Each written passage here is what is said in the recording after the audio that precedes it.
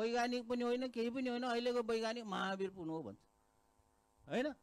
अब हामीले चाहिँ सोचाइ के गर्यौँ भन्दाखेरि जुन जो नेपालको एकदमै वैज्ञानिक थिए पहिला त्यसलाई चिनेनौँ। नेपालको पहिलो वैज्ञानिक को हो?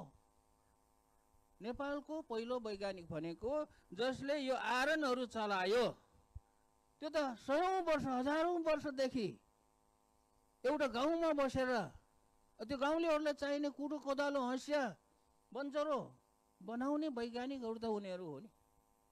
हामीले त्यो पहिलो वैज्ञानिकलाई चिनेनौँ अनि पहिलो वैज्ञानिकलाई चाहिँ अर्कैलाई भनेर राख्यौँ नाम।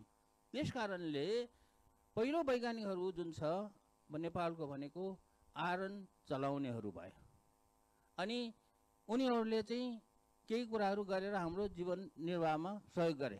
अब तर विडम्बना के भयो भनेदेखि जो वैज्ञानिकहरू उति बेलाको वैज्ञानिकहरू थिए जसले चाहिँ एउटा संसार भनौँ न नेपाल धान्दिएको थियो, किनभने कुडो बनाइदिएन भने कसरी खेती गर्थे, हँसिया बन्चरो बनाइदिएन भनेदेखि कसरी चाहिँ उनीहरूले अरू जनताले चाहिँ अनि घर बनाउँथ्यो अनि खेतीपाती कसरी गर्थ्यो।